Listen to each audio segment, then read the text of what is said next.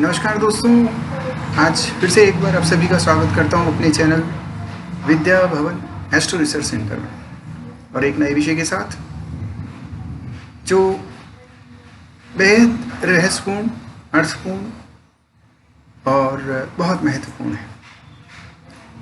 कहते हैं कि ग्रहों में राहु और केतु, शनि, मंगल, एक सूर्य, ये क्रूर ग्रह। आज इस श्रृंखला में हम उस परम ग्रह जिसे दैत्य की श्रेणी में अमृतत्व प्राप्त हुआ, राहु और केतु से जिनका नाम जाना जाता है, जहां एक और केतु और राहु माया और रहस्य के रूप में जाने जाते हैं। राहु एक जबरदस्त माया का विषय है। कहते हैं कि जिस समय देवासुर के साथ समुद्र मंथन हुआ था तो मुख की तरफ थे दैत्य और पूंछ की तरफ थे देव। राहु और केतु में राहु को ग्रसने वाला और केतु को मुक्ति देने वाला कहा गया है। जहां राहु एक विलासिता, माया का प्रतीक है और वहीं दूसरी ओर मोक्ष और मुक्ति को देने वाला केतु है। फन के जरिए जहां विष का वमन होता है और सांसारिक मोह बंधनों में बंध जाता है, वहीं दूसरी ओर उन सभी बंधनों से मुक्ति देने वाला केतु। ये दोनों ही ग्रह छाया ग्रह के रूप में माने जाते हैं, जिनका अस्तित्व को नहीं स्वीकार किया है बल्कि छाया का अस्तित्व माना जाता है। छाया ग्रह के रूप में इन्हें माना जाता है।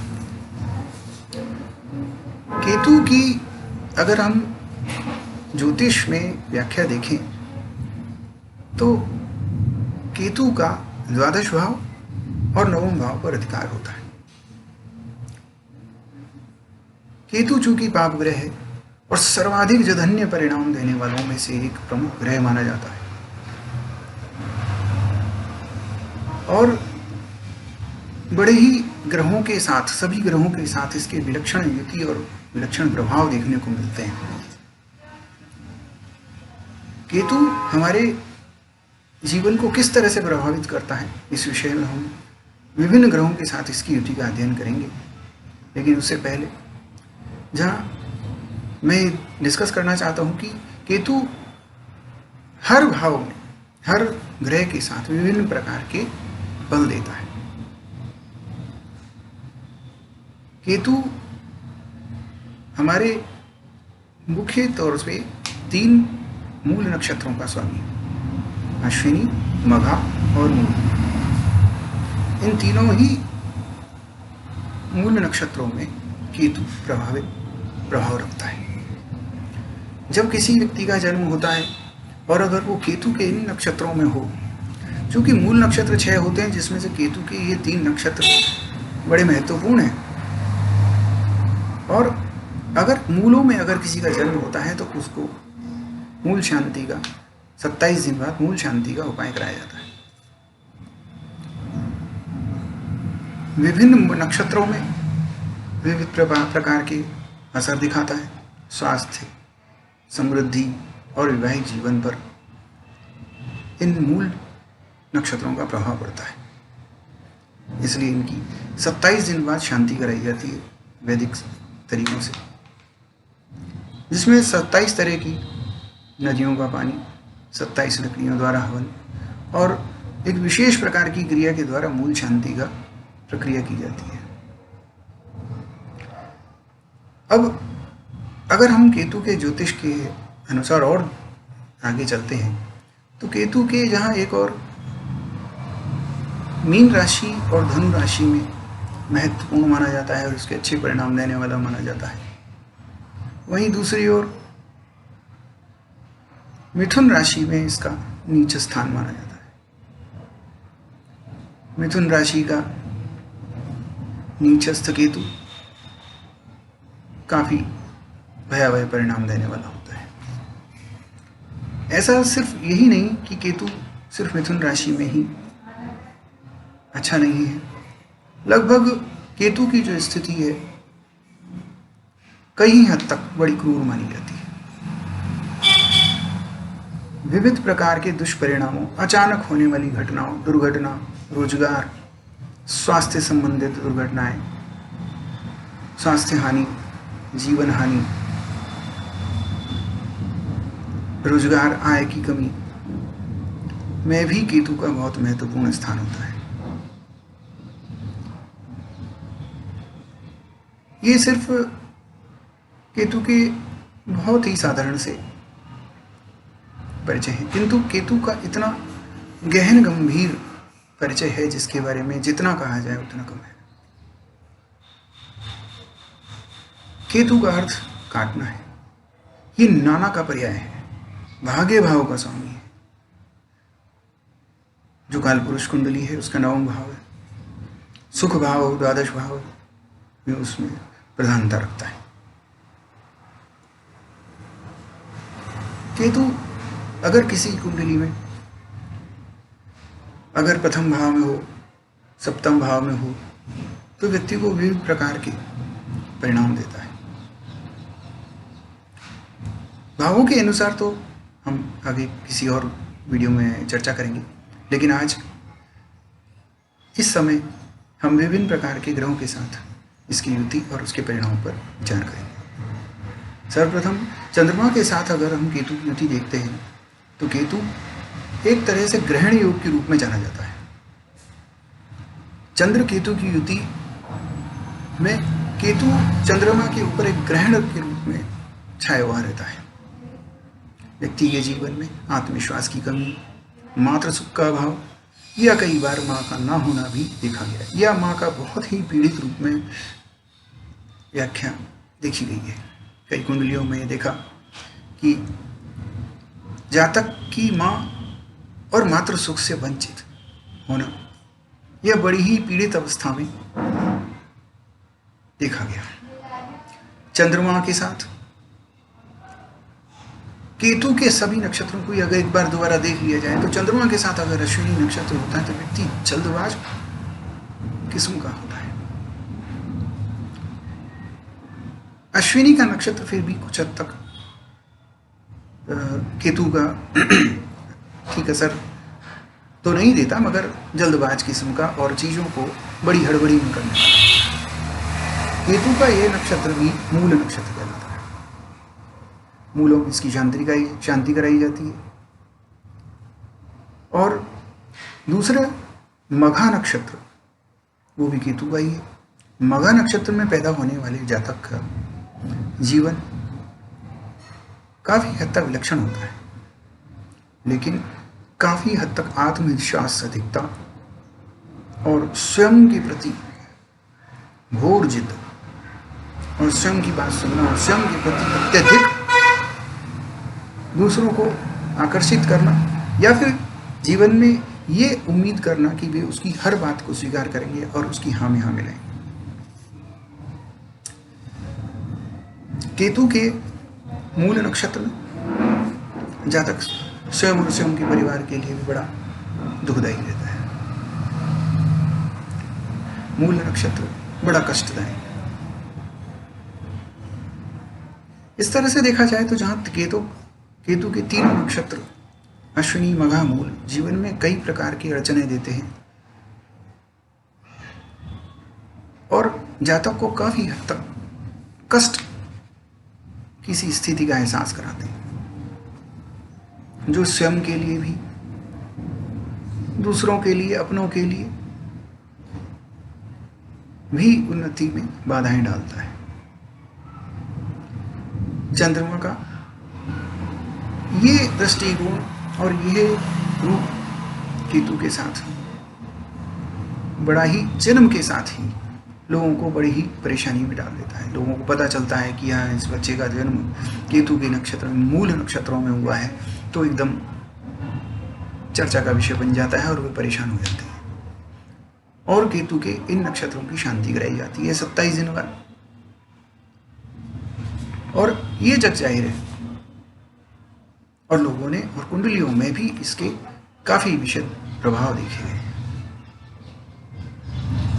मानसिक अवसाद, आत्मविश्वास में घोर कमी, ये चंद्र केतु के विलक्षण लक्षण है। चंद्रमा का वहीं सूर्य के साथ अगर हम केतु को देखते हैं तो केतु और सूर्य की युति भी कहीं कोई कम नहीं। जहां राहु और केतु दोनों ही क्रूर ग्रह हैं, लेकिन ग्रहण तो बनाते हैं। सूर्य के साथ, चूंकि सूर्य राजा है, और राजा के साथ अर्थात राज्य के साथ, अपने अधिकारी के साथ, अपने मालिकों के साथ, अपने सीनियर्स के साथ केतु का मतभेद रहता है। एक सहमतिपूर्ण स्थिति ना होकर के एक प्रतिद्वंदिता की स्थिति सी रहती है। केतु सूर्य के साथ प्रबल होता है जहां एक तरफ पिता के साथ रिश्ते में अच्छापन नहीं होता, वहीं दूसरी ओर केतु अगर किसी सरकारी रोजगार के क्षेत्र में है तो वहां पर बड़बोलापन या फिर विरोधाभास दिखाना या इनकलाबी प्रकृति दिखाना, किसी भी तरीके से गुटबाजी करना, ये सब केतु के लक्षण देखे गए हैं। अगर हम बढ़ते हैं आगे, बुध के साथ केतु बड़ा ही विचित्र रूप से व्यवहार करता है। कहा जाता है कि बुध और केतु लगभग एक से ग्रह हैं। बड़ा पहचानना बड़ा कठिन होता है, लेकिन फिर भी केतु एक अलग प्रवृत्ति रखता है, क्योंकि इनका लॉर्ड जो है अधिष्ठाता वो गणेशा है। जहाँ बुध का गुरु जो लॉर्ड है और वहीं केतु का लॉर्ड, दोनों ही गणेश है और दोनों ही मूल नक्षत्रों के स्वामी हैं। ज्येष्ठा, रेवती, अश्लेषा जहाँ बुध के नक्षत्र है, वहीं अश्विनी, मघा, मूल केतु के हैं। बुध के साथ जब केतु की स्थिति आती है तो अगर बुध की स्थिति को अगर देखा जाए कि अगर वो बुध अपनी प्रबल स्थिति में हो या कमजोर स्थिति में हो तो बड़ी ही विचित्र स्थिति हो जाती है। बुध का प्रबल ना होना, ये देखा गया है कि जातक का कहीं हद तक बौद्धिक रूप से काफी संघर्षमय जीवन बीतता है। हर तरह के बौद्धिक प्रयास करने के बावजूद भी वो एक ऐसी स्थिति में आ जाता है। बुध के साथ अगर केतु की युति देखते हैं तो जहां बुध का सशक्त ना होना बौद्धिक रूप से उसको एग्जॉस्ट कर देता है। तरह तरह की पूर्ण युक्तियां होने के बावजूद भी केतु एक प्रताड़ना से अनुभव करता है और बुद्ध का पूर्ण बलाबल भी उसके सामने अपने आप को सक्रिय नहीं देख पाता। बुद्धि बल से वो एक अपने आप को एक हरा हुआ सा महसूस करता है। केतु उसकी पूर्ण बौद्धिक क्षमताओं का हरण कर लेता है। बुद्ध के इस रूप का केतु के साथ विभिन्न जातकों के जीवन में एक असाधारण असर देखा गया। और अगर आगे हम देखते हैं कि शुक्र के साथ केतु का, चूंकि केतु एक मायावी ग्रह है, ये कहा जाता है डिटैचमेंट और त्याग और सामाजिक और भौतिक चीजों से दूर केतु का स्वरूप देखा गया है। तो वहीं शुक्र को एक वैभव विलासिता का ग्रह माना गया है। उस ग्रह के साथ शुक्र के साथ केतु की स्थिति बड़ी विचित्र हो जाती है। केतु अक्सर किसी भी तरह की विलासिता और भोग से दूर ले जाने की कोशिश करता है, वहीं शुक्र उनकी ओर आकर्षण दिखाता है। विरक्ति का स्वभाव और इच्छाओं से दूर होना एक स्वाभाविक दृष्टिकोण बनने लगता है। चीजों से मनमुटाव, बेस्वाद चीजों के प्रति कोई स्वाधीनता, संवेदनहीनता, भावनाहीनता की प्रवृत्ति केतु और शुक्र की युति की वजह से देखी गई है। केतु के अतिरिक्त शुक्र के अलावा केतु बृहस्पति की युति को कहीं विविध रूप में देखा जाता है, क्योंकि बृहस्पति केतु दोनों लगभग एक समान प्रवृत्ति के से हैं, जहां एक और आध्यात्म और स्पिरिचुअलिटी।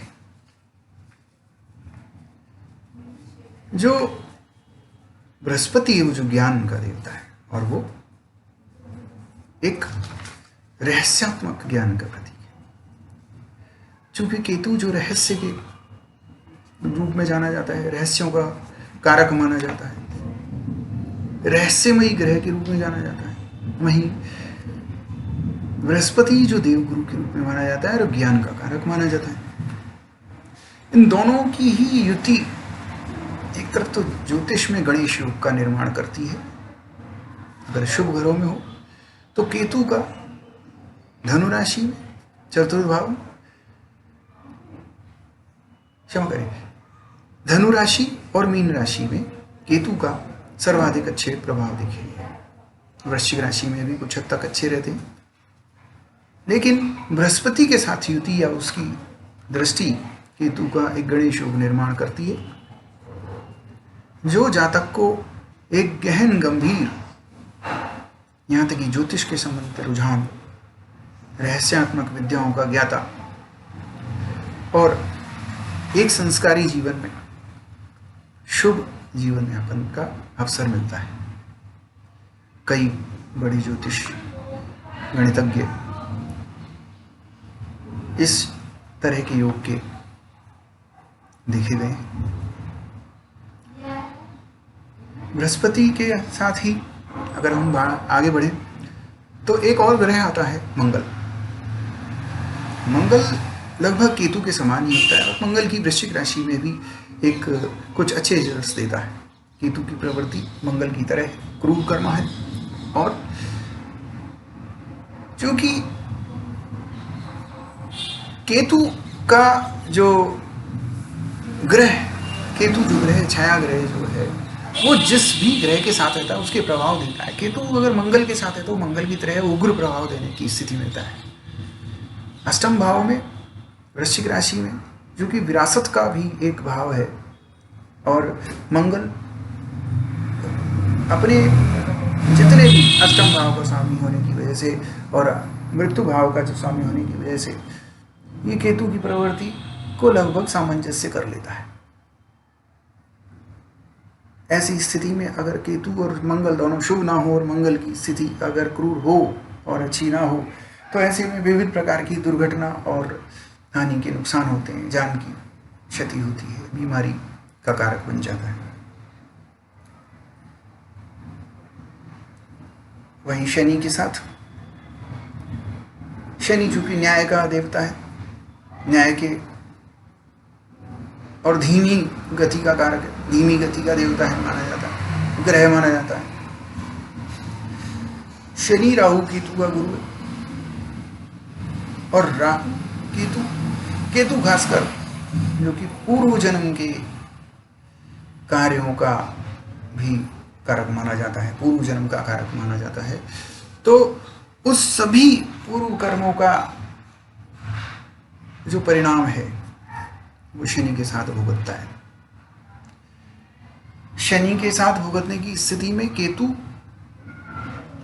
काफी हद तक जातक को गंभीर परिणाम देता है। इन परिणामों के विविध परिणाम होते हैं रोजगार में, कार्य क्षेत्र में, इसके परिणाम देख रहे हैं। व्यक्ति का गहन गंभीर हो जाना, संन्यास की प्रवृत्ति उठ जाना, या फिर अत्यधिक गंभीरता पूर्वक इस तरह की आध्यात्मिक खोज में चले जाना, ये शनि के साथ प्रवृत्ति आती है। तो केतु का ये एक रहस्यात्मक रूप जो आज हमने देखा, ये इसकी प्रवृत्ति है कि चूंकि ये केतु जो ग्रह है वो सर्प प्रवृत्ति का है, जिसमें एक और राहु को मुख के रूप में जाना जाता है और केतु को उसकी पूंछ के रूप में। केतु का कार्य है जकड़ना। जब वो जकड़ता है वो पूंछ के जरिए ही जकड़ता है, तब उसको ग्रसता है राहु। कालपुरुष की कुंडली में जहां केतु को और राहु को उत्तरी और दक्षिणी ध्रुव का प्रमुख माना जाता है, वहीं राहु और केतु की किसी भी एक ओर अगर सारे ग्रह आ जाएं तो ये माना जाता है कि व्यक्ति के जीवन में काल सर्प योग का निर्माण होता है। क्योंकि काल सर्प योग का जो निर्माण है, ऐसी दशा में काल सर्प योग के विषय में जो कहा गया है, कई प्रकार की बातें कही गई हैं और ये माना जाता है कि काल सर्प योग, जो कि काफ़ी विवादास्पद भी है, किंतु जीवन में अगर इस तरह का भी कोई दोष है और अगर उसके कोई परिणाम गंभीर मिल रहे हैं तो उस पर अध्ययन किया जाने में कोई बुराई नहीं है। वहीं एक और लग्न में राहु का होना या केतु का होना, लग्न में केतु एक और व्यक्ति को आत्म केंद्रित बना देता है। व्यक्ति का स्वयं के प्रति अत्यधिक चिंतन करना, स्वयं की विचारों के प्रति अत्यधिक विचारणशील हो जाना, ये केतु की प्रवृत्ति है। वहीं सप्तम भाव में या शुक्र के साथ अपने पार्टनर के प्रति संवेदनहीनता और कहीं ना कहीं उसके प्रति ओछापन या उसके प्रति उसको हीन समझना, ये केतु की प्रवृत्ति का कारक है। केतु एक इतना गंभीर विषय है और इतने भयावह परिणाम भी देने वाला होता है कि उसके विषय में जितना अध्ययन किया जाए उतना कम।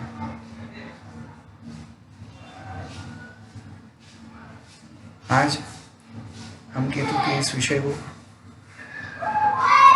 लंबा ना खींचते हुए एक इसी स्तर पर रोकते हैं कि आगे किसी और विषय में इसके विभिन्न भावों के साथ या विभिन्न भावों में होने के साथ इसका अध्ययन करेंगे। तो ये विषय और इस संबंध के बड़े विस्तृत स्वरूप को जानते हुए और देखते हुए मैं मानता हूँ कि केतु हमारे जीवन का एक बहुत ही विचारणीय और संवेदनशील ग्रह है, संवेदनशील है। आज सभी को ये अनुरोध करता हूँ कि ये वीडियो आपको कैसा लगा, इस पर अपने विचार दें। तो आप सभी का देखने के लिए बहुत बहुत धन्यवाद और अनुरोध करता हूँ कि आप सभी इस वीडियो को सब्सक्राइब करें। कैसा लगा आपको इसे विचार करें और लाइक करें, कमेंट करें और बेल आइकन दबाने से बेल आइकन दबाएं ताकि मेरे जितने भी वीडियोज़ हैं आपको रेगुलर मिलते रहें। तो आपका बहुत बहुत धन्यवाद। नमस्कार।